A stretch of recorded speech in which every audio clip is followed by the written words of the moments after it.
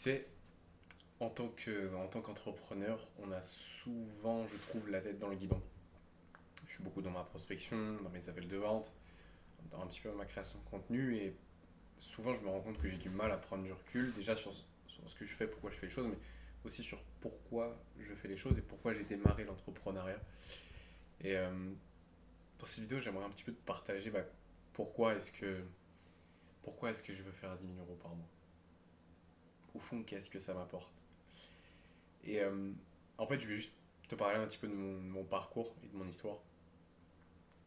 Euh, et t'expliquer en fait pourquoi est-ce que je veux faire 10K. Tu vas sûrement te reconnaître dans certaines choses. Ça pourra te conforter justement dans l'idée de lancer un business si c'est pas le cas. Ou même juste, ou si t'en as pas un par exemple. Ou juste de, bah voilà, si t'as déjà un business et que ça peut-être ça fonctionne pas comme tu veux, te permettre de comprendre aussi que t'as d'autres entrepreneurs qui sont peut-être plus avancés que toi, mais qui ont un parcours similaire à toi. En vrai, je te compte pourquoi est-ce que je me suis lancé dans l'entrepreneuriat. En fait, déjà ça fait un moment que l'idée, je l'ai en tête. Pour moi, ça fait depuis que j'ai eu un travail. Et depuis que je suis allé à la fac pour la première fois. Cette idée, elle a, en vrai, je pense, légèrement commencé à mûrir. Donc à l'époque, j'avais 18 ans. Aujourd'hui, j'en ai 22, si tu veux savoir. À l'époque, j'avais 18 ans. Je rentre en licence d'histoire. On est en septembre 2024. Alors en plus, je rate ma rentrée parce que j'avais pas fait les démarches administratives à temps. Donc c'était pour te dire un petit peu l'état d'esprit du gars. Mais l'été, j'avais travaillé pour la première fois dans un bar. Et c'était la première fois que je travaillais de ma vie. Et j'ai trouvé ça extrêmement dur. Parce que déjà, objectivement, jusqu'à l'heure d'aujourd'hui, c'est probablement le travail le plus pénible que j'ai fait de toute ma vie. Pour te dire, donc pour commencer avec ça, c'était vraiment dur. Mais en fait, j'ai considéré, je me suis dit, oula, attends, c'est ça le travail en fait. C'est ça. Parce que moi, je me disais, en vrai, oui, c'est cool, je vais faire des tâches et tout, je vais gagner de l'argent. Sauf que t'as oublié que t'avais des collègues, t'as oublié que t'avais des supérieurs, t'as oublié que tu bossais pour une entreprise en fait. Et que tu bossais pas. C'est pas juste tu bosses pour quelqu'un en fait. Et déjà, en fait, l'idée, à ce moment-là, elle commence à me déranger, en fait. Alors, en vrai, ça va, parce que je bosse pour quelqu'un de ma famille, donc là, en vrai, ça allait. Je bossais pour mon tonton, et, parce il avait un bar, un bistrot, etc. Et, mec, à ce moment-là, en fait, putain, je trouve ça juste super dur. Puis je rentre à la fac et tout, et au bout de 2 semaines, mec, j'abandonne parce que ça me rend un peu inconfortable. J'abandonne la fac, je me dis, c'est pas fait pour moi. En même temps, les sciences d'histoire, il n'y a pas de ouf d'avenir non plus. Donc on va pas faire les fous, en fait, ouais, c'était la première fois où j'étais vraiment livré à moi-même. Et du coup, je pense qu'aussi, c'est la première fois où j'ai vraiment ressorti de l'inconfort. Et c'est du coup la première fois où j'ai abandonné vraiment quelque chose de très important. J'ai changé de formation. Je suis passé dans une formation, une licence pro CPSS, parce que je voulais faire coach sportif. Mais c'est pas vraiment la bonne licence en vrai. Et j'ai abandonné au bout de 2 semaines aussi, donc de toute façon, ça s'est vu aussi. Donc voilà, au final, j'ai fait un mois de cours sur ma première année d'études sup. Et j'ai quand même continué à bosser en tant que barman. Du coup, dans le bar où j'étais, je faisais des journées de 10 heures, de 6 heures à 16 heures, avec une pause de 30 minutes. Et en fait, je me suis fait matraquer. Et c'est là où je me suis dit, bon, je vais pas forcément avoir envie de faire ça toute ma vie. Va peut-être falloir que je trouve un truc. Donc, je commence à faire la démarche pour Parcoursup. Ça se passe pas comme il faut, parce que dans tous les cas, j'ai pas de bulletin scolaire comme je suis pas allé à la fac. Faut savoir que je l'avais pas dit à mes parents que j'étais pas allé à la fac. Donc je leur avais menti toute l'année.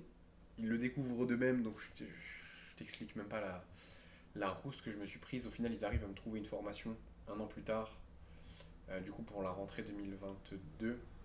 Entre-temps, je commence le MLM. Donc oui, je fais du marketing de réseau. Compliqué en vrai parce que j'ai pas eu de résultats. Par contre, après, j'ai appris pas mal de choses. J'ai appris sur le trading, l'investissement et tout, c'est cool. Mais j'ai pas vraiment fait beaucoup d'argent avec ça. Je fais quelques centaines d'euros, mais voilà, ça vole pas haut. Et Et sinon, à partir de là, qu'est-ce que je fais? Bah, la rentrée, je suis dans un BTS banque. En vrai, je me concentre sur la muscu pendant que je fais ça. Mais l'idée mûrit toujours parce que l'été, du coup, je travaille à McDo. L'année, j'entame un travail, je commence à travailler à Lidl. Et en fait, c'est là où, tu vois, là, ça commence à me déplaire. Parce que le taf, il pue sa mère en soi. Les collègues, je les aime pas forcément. Heureusement qu'il y a des gens que j'aime bien et des gens justement de mon BTS Bank qui travaillaient au même Lidl là, parce qu'on était dans une petite ville. Et heureusement, mais sinon, mec, en fait, je détestais recevoir des ordres. Je détestais avoir une manageuse qui me dit quoi faire alors qu'elle elle a 2 neurones, mon frère. Ça me saoulait au plus haut point. Et en fait, ce qui a fait que pour moi, l'entrepreneuriat, c'est obligatoire. C'est même pas une question, c'est je vais y arriver. Je me laisserai pas dans un job. C'est qu'en fait, tu as toujours des fils de pute, des enculés qui sont entre guillemets plus haut placés que toi dans l'entreprise et et qui vont te donner des ordres de fils de pute. Et ça, pour moi, personnellement, ça me brise de l'intérieur. D'avoir des gens qui me disent de faire des trucs, mais en fait, de manière illégitime, en fait, c'est ça qui me saoule. C'est que c'est des gens qui sont même pas compétents, qui font même pas leur travail comme il faut. Alors, parfois ça peut, et parfois ça peut très bien se passer aussi, mais dans la majorité des cas, je sais pas. Putain, en fait, avoir une manageuse, mec, rien qu'y repenser, ça m'horrifie. Et Dieu merci, j'ai lancé mon business. Dieu merci, je fais un peu d'argent. Parce que sinon, mec, enfin, en fait, je pourrais pas. Je pourrais pas supporter recevoir des ordres, en fait, de la part de quelqu'un qui a 3 neurones, en fait, qui a rien fait de sa vie, qui est. En fait, ça me saoule. En fait, ça me dégrade à l'intérieur. J'ai vraiment l'impression de me faire violer presque. Enfin, non, c'est un grand mot. Tu vois. Mais en fait, j'ai l'impression que je dois sortir de mon corps pour faire ce qu'elle me dit, en fait, la personne. Et je trouve ça horrible parce que c'est une personne qui me veut pas mon bien et qui me dit de faire des choses, en fait.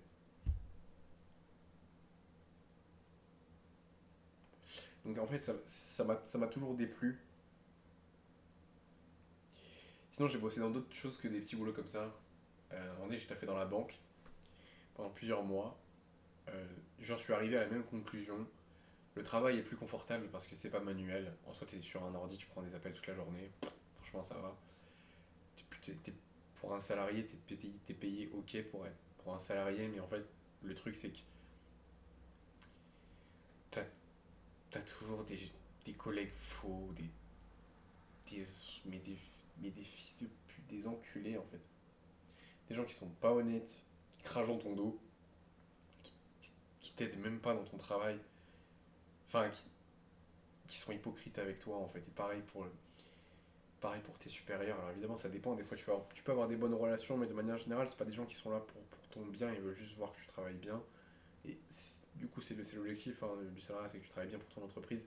Mais quand t'as pas de reconnaissance derrière, bah, ça sert à rien. En fait, personnellement, j'ai trouvé ça très très douloureux en fait de me lever pour faire des choses que j'aimais pas. Et, euh, et peu avant que mon business fonctionne, j'ai dû travailler dans d'autres j'ai dû travailler dans d'autres jobs, par exemple en boulangerie ou dans un flunch. Et là, en fait, plus j'ai travaillé dans le salariat, plus, ma- plus c'était douloureux en fait de vivre cette situation, de dépendre d'un putain de patron. En soi, c'est pas dépendre d'un patron, c'est dépendre de quelqu'un qui veut pas mon bien, qui veut pas me voir réussir et qui a un demi-cerveau en fait. Moi, ça me saoule qu'il y ait des valeurs qui sont pas alignées avec moi. En fait, ça me saoule, ça me fait chier. Et d'être payé comme de la merde aussi en fait. Moi, c'est ça qui m'a poussé à me lancer dans l'entrepreneuriat. C'était déjà pour la première raison, c'est juste pour éviter d'avoir à me lever pour faire des choses que je déteste de A à Z. Mais en fait, pour faire des choses que je déteste de A à Z avec des gens que j'aime pas. Et des supérieurs qui me cassent les couilles, qui me donnent des ordres alors qu'ils sont pas légitimes. Moi, ça m'horrifie en fait juste entendre mon réveil le matin et savoir que je vais stresser la journée. En fait, c'est un vrai cauchemar.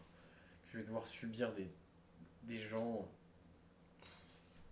Des gens que j'aurais même pas considéré dans la vraie vie, en fait. Enfin, en dehors du travail, c'est ça qui me...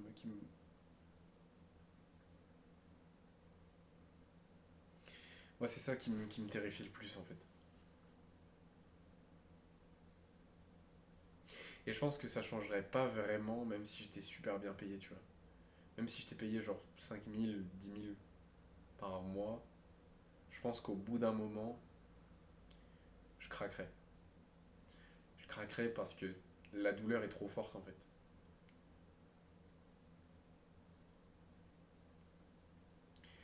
Et vraiment, c'est ça qui me terrifie le plus dans le système, en fait. C'est des millions de personnes qui subissent ça au quotidien et je ne comprends pas comment ils ne trouvent pas la force d'essayer de changer. Ou de changer les choses, en fait. Moi, vraiment, au fond, je le comprends pas. Et je pense qu'il y a forcément des gens qui sont ok avec ça, mais moi, c'est pas le cas. Moi, c'est pas ok, en fait. Pour moi, c'est pas ok du tout de se laisser faire, de ne pas être souverain de sa vie et de pas faire ce que tu veux. Pour moi, c'est pas du tout ok. Ça l'a été pendant un moment parce que j'ai été éduqué comme ça, parce que l'entourage, parce que la famille te dit de faire des choses et t'écoute quand t'es petit. Sauf que très vite, tu te rends compte du scam. Très vite, tu te rends compte que bah, les cours, c'est de la merde. T'apprends rien de concret, peu importe le diplôme en vrai. Que l'école, elle est pas faite pour te. Elle est juste faite pour que tu sois utile au système et pas juste que tu sois utile à toi. Et pour moi, en fait, juste le fait d'avoir des horaires précis, genre le fait que tu doives demander pour aller aux toilettes. Mais est-ce que j'ai la gueule d'un fils de pute qui demande pour aller aux toilettes? Est-ce que j'ai une tronche à demander pour. Est-ce que est-ce que j'ai vraiment une tronche à demander? Est-ce que j'ai le droit d'aller pisser? Non mais ça, mais moi ça me. Mais moi c'est ça que je trouve aberrant dans le salariat en fait. C'est que c'est une putain de prison, c'est que t'es constamment soumis. T'es constamment soumis. Constamment on pisse dessus en fait, mais de A à Z quoi. Que ce soit du moment où t'entends ton réveil pour aller au travail jusqu'au moment où tu prends les transports pour rentrer chez toi, tu te fais baiser, mais vraiment tu te fais pénétrer par le système quoi. Et moi vraiment je le prends comme une insulte. Mais de A à Z, comme si on me crachait mais physiquement à la gueule quoi.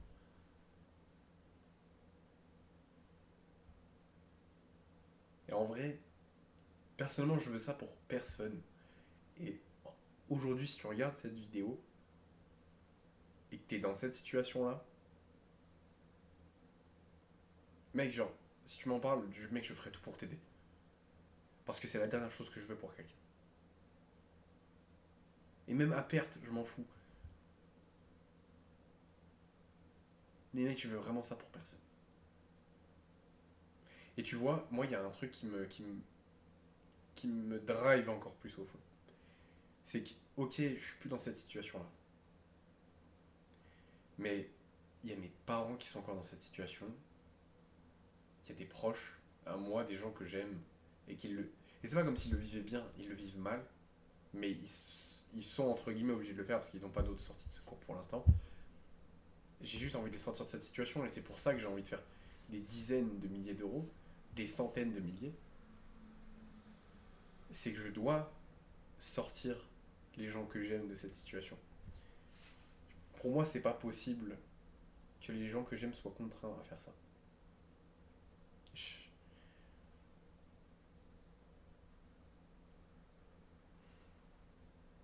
Pour moi, c'est juste pas possible. Et si t'es dans cette situation, en vrai, le mieux que tu fasses là, en vrai, qu'est-ce que je pourrais faire pour toi? En vrai, c'est quoi, mec? Rejoins le canal WhatsApp qu'il y a en premier lien de description. Je t'enverrai un message. Je verrai ce que je peux faire pour toi.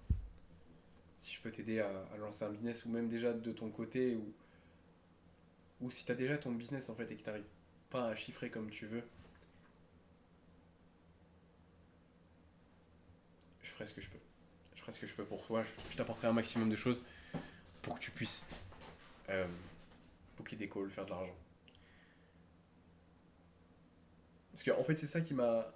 permis d'être libre en fait. C'est quand j'ai lancé mon business, le truc c'est que j'avais pas vraiment de prospects. Et du coup, j'étais contraint d'avoir un travail et mon business en fait. Et du coup, c'était super dur. Parce que tu dois trouver en fait la force quand tu rentres de ton travail de taffer sur le business. Alors, en fait, ton travail, si ton travail est suffisamment douloureux pour toi, mais qu'il ne te fatigue pas trop non plus, en fait, tu as une douleur vive et du coup, tu vas résoudre ton problème. Tu vas aller bosser en fait sur ton business. Mais si ton travail euh, te prend toute ton énergie, en fait, c'est dur. C'est dur, mais après, ça reste faisable. En soi, faut pas se donner des excuses. Si vraiment c'est insupportable pour toi, tu trouveras des solutions. Tu feras des nuits blanches. Tu prendras du temps, tu arrêteras de te divertir et t'arrêteras même les loisirs. Et je sais que j'ai eu des moments où en fait je bossais et j'avais mon business à côté. Et je bossais comme un fou. Et en fait, le seul truc qui me manquait, parce que tu vois, je créais du contenu, je faisais un peu de prospection et tout, c'est cool. Mais j'avais pas vraiment de prospects, j'avais pas d'appel de vente et du coup, je faisais pas d'argent. Et c'est quand c'est quand j'ai commencé à booker des calls que j'ai commencé à faire rentrer de l'argent. En fait. Je sais pas si je peux te montrer un screen. Je vais pouvoir te montrer un screen, mais c'est tous les calls que j'ai pris sur les 30 derniers jours. Et justement, c'est ça qui me permet en fait de faire ce que je veux. Je sais pas si tu vois. Tout ça c'est les calls que j'ai bookés. Je sais pas si on voit très bien, je vois un peu sur le retour, mais je sais pas si c'est hyper clair. Bref, ça c'est les calls que j'ai bookés sur les 30 derniers jours. En vrai, il y en a encore. Enfin, il y en a encore pas mal, mais bref. Je sais pas si, de toute façon, je sais pas si tu vois très bien. Mais bref, je book énormément de calls. Entre un et 3 par jour. Alors là, en vrai, cette semaine, je me suis un peu branlé les couilles. Donc j'en ai pas booké tant que ça. Cette semaine, j'ai pas été réactif du tout sur les messages. Je me suis vraiment branlé les couilles. J'en ai booké moins de un par jour, je pense. Mais là, tu vois, là, c'est entre moi et moi. Tu vois, là, c'est genre, si je mets pas les actions en place, si je réponds pas à mes prospects, forcément, ils vont pas venir en appel avec moi. Et les mecs, en fait, c'est juste quand j'ai commencé à booker des calls, je commençais à faire de l'argent parce que du coup, j'ai commencé à avoir des prospects régulièrement au téléphone. Et au bout d'un moment, quand tu as 30, 40, 50 personnes dans le mois qui sont potentiellement intéressées par tes services, qui ont un problème à résoudre et que tu peux résoudre et qui voient que tu peux le résoudre et qui ont envie de le résoudre, bah forcément, au bout d'un moment, tu fais de l'argent, tu vois. Donc c'est ce qui, moi, m'a permis là, juste, tu vois, là, je suis pas chez moi, mais j'ai pas, j'ai aucune contrainte en fait.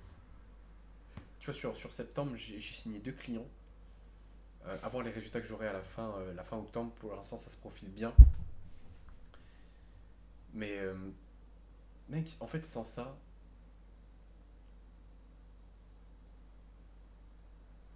mec, en fait, sans ça, là, je serais, tu vois, là, je serais peut-être en train, peut-être que, là, tu vois, il est 4h48 du matin. Peut-être qu'à cette heure-là, peut-être que dans 12 minutes, j'aurais dû me lever, en fait. Parce que je commençais à 6h, peut-être. Dans un taf que j'aimais pas. Alors que là, tu vois, j'ai un rythme un peu de clochard, tu vois. Il est bientôt 5h du matin, je vais aller dormir, je vais me lever à midi. Et je fais ce que je veux, en soi, j'ai pas de contraintes, en fait. Après, c'est moi et moi, c'est entre moi et moi, tu vois. Mais je préfère 1000 fois être libre et prendre toute la responsabilité de ce qui m'arrive. De l'argent que j'ai, des actions que je fais au quotidien, de à qui je traîne. Je préfère prendre 100% de cette responsabilité-là. Quitte à ce que ce soit plus difficile, mais je sais que ça vaut le coup parce qu'au moins j'évite de me faire pisser à la gueule par le système.